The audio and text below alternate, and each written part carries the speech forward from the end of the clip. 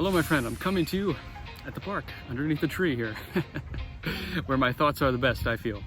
I want to talk to you about discovering your purpose and becoming and having alignment with your purpose. What I believe we all have. We all have our own specific purpose, a purpose that is unique to us, like our own fingerprints and our DNA, things that are different from person to person. There's a study done, 70% of the American public do not like the jobs that they go to. So, that's 40 hours a week of really good chance you're not enjoying those 40 hours. And that's, 7 out of 10 people in the American workforce just not enjoying their lives.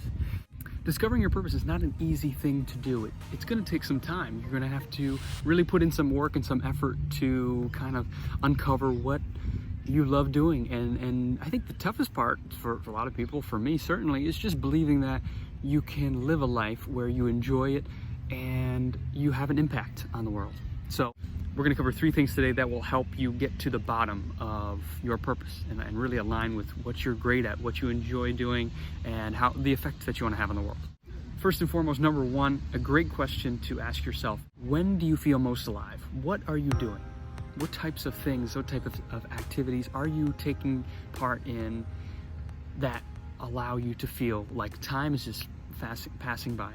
Great example of this is, maybe if you haven't had anything come up recently where this is the case, maybe when you were a kid, what sports, what activities, what games were you playing? What people were you around that make time just really fly by? Normally, if we get to the bottom of, that experience of, wow, it's been 2 hours and it feels like 10 minutes. Or if you're having trouble with that, flip it, do the inverse of it. When do you feel not most alive? When do you feel like you're having a terrible time? Who are you around? What are you doing? Normally it's very easy to see, okay, if it's not this, it's got to be something else. It'll give you some clarity in terms of what you want to do. Next, the next piece that is very important is making time for those things, those activities that you love.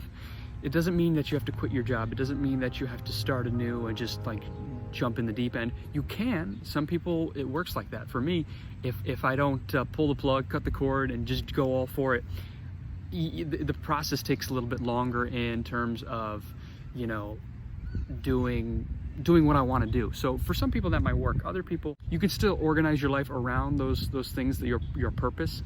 It's just going to take a little bit longer, which is totally okay. It's more of a gradual change. Think about a great example of this is in terms of acclimating, organizing your life around your purpose is like, some people like to jump in the deep end and get if the water's cold, they jump right in and go after it. Some people like to tow their way in and they take their time, then eventually they'll dunk themselves in. Just the type of person, knowing yourself. And with that, you've got to make it a priority. You've got to make that purpose, that some people call it a dharma, whatever that is, organize your life around it and consistently do it on a either daily, weekly basis, because if you're just doing it once a month, once every, when it's convenient, it's not going to really have much of an effect on you. You'll kind of not make any progress. You just kind of spin around, spinning wheels basically. And lastly, something that you must keep in mind, once you have an idea of what your purpose is and you've begun to take action, or you haven't taken any action, remember this. I call it the rocking chair technique. When you're 80 or 90 years old, in your rocking chair, and you look back into this moment, what will you think? Will you have regret? Like, damn, I really should have taken the chance on myself, and should have done what I needed to do, what I've always believed that I could have done, but I never did. Or will you look back and think, wow, my God, I'm so grateful that I've had the confidence. I'm so grateful that I've had the confidence, the self-esteem to do what I've wanted to do, and I went out there and did it. Now I can live and look back on my life and feel like it was true and it was full. And of course, the inverse of that is coming to the end of your life, and you may have heard this before. Leo Tolstoy's great novel, The Death of Ivan Ilyich. Protagonist, the main character, comes to the end of his life and says, what if my whole life was a lie? What chilling words. I get goosebumps whenever I think of those words, just because of the weight of living a full life, living a life 80 years, 90 years, or however long, and just feeling like you've wasted all of those years, and how scary that is.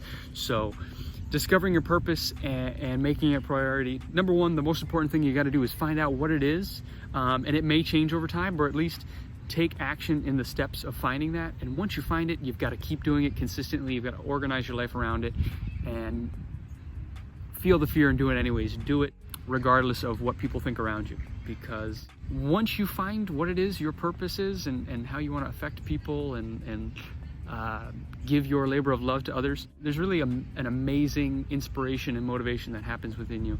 Your life begins to take on a different tone, a different narrative, and I think that is worth more than any of the material, physical splendors that we can have here in the world. Thank you for watching. I look forward to seeing you in the next video. Take care. Bye-bye now.